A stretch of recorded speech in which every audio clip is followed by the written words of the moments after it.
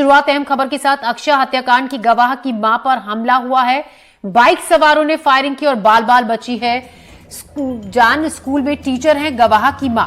School से घर लौटते वक्त यह हमला किया गया। ग्वालियर के कंपू इलाके में यह फायरिंग हुई। बीते साल 14 जुलाई को अक्षय यादव की हत्या हुई थी। प्रदेश के पूर्व डीजीपी की नातिन थी अक्षय यादव।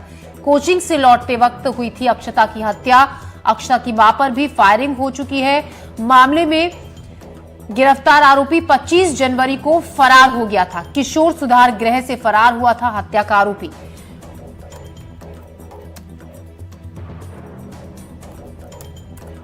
तो इस मामले में किशोर सुधार गृह से फरार है हत्या का आरोपी। अक्षय यादव हत्याकांड में आरोपी 10 जुलाई को, आपको बता दें बीते साल की यह घटना है। 10 जुलाई को बेटी बचाओ चौराहे पर कोचिंग से लौट रही थी अक्षय यादव नाम की छात्रा, जहां उसकी गोली मारकर हत्या कर दी गई थी। और चाइल्ड केयर होम से जो आरोपी है वो भाग निकला। अब जो गवाह है उसकी मां पर हमला हुआ है इस पूरे मामले में।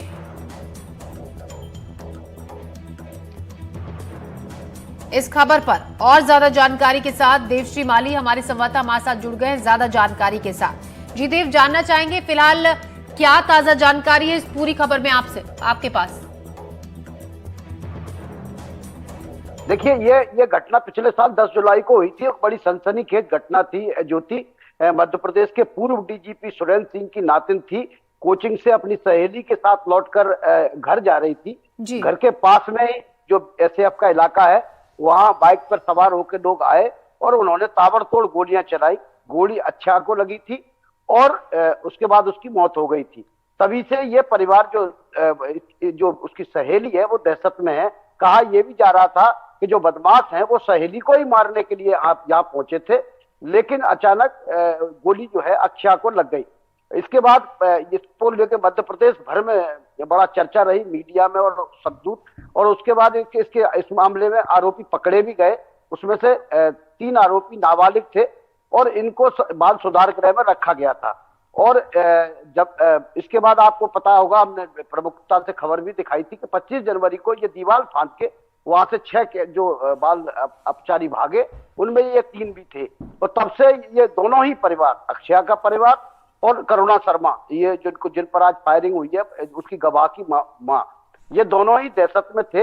हालांकि पुलिस ने इनके घर पर गार्ड भी लगा रखा था, लेकिन ये आज सुबह लगभग 9, सवा 9 बजे के आसपास करुणा शर्मा टीचर है और अपने स्कूल जा रही थी।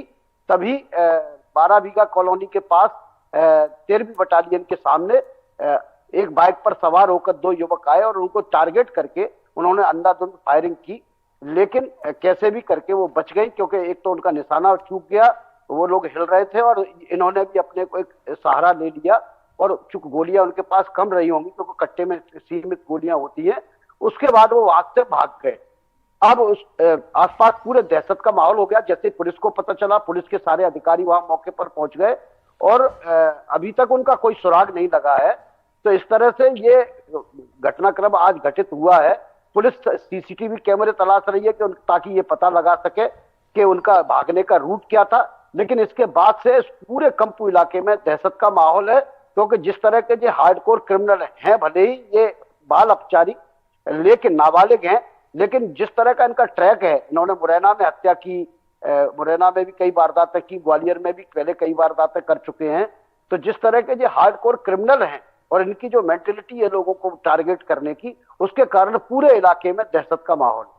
जी देव, आपने बहुत विस्तार से हमें पूरा मामला समझाया और फिलहाल वहां पर क्या चल रहा है ये भी आपने बताया। शुक्रिया आपका तमाम जानकारी के लिए। तो अब से कुछ ही देर पहले इस मामले को लेकर एसपी ने भी अपनी प्रतिक्रिया दी थी। क्या कहा, ये देखते हैं। आए हैं देखने के लिए, अवलोकन किया है। तो रोड पे एक खाली खोखा मिला है। फिलहाल रियादा से हम बात कर रहे हैं और पूरे तथ्यों की जानकारी इकट्ठा कर रहे हैं। जो भी कार्रवाई होगी बताने को करेंगे। किस पर फायरिंग? अभी फिलहाल करुणा शर्मा के पति से मेरी बात हुई है और करुणा शर्मा से भी हम बात कर रहे हैं। तो जो भी स्टोरी या जो भी कहानी मतलब घटनाक्रम आएगा सामने, हम उसके हिसाब से देखेंगे। सर किसने गोली चलाई है? अभी एफआईआर नहीं हुई है। अभी हम जैसे सूचना मिली स्पॉट पे आए हैं। पहले हम फरियादी से बात कर लें, फरियादी से जो भी तथ्य आएंगे उसके साथ कार्रवाई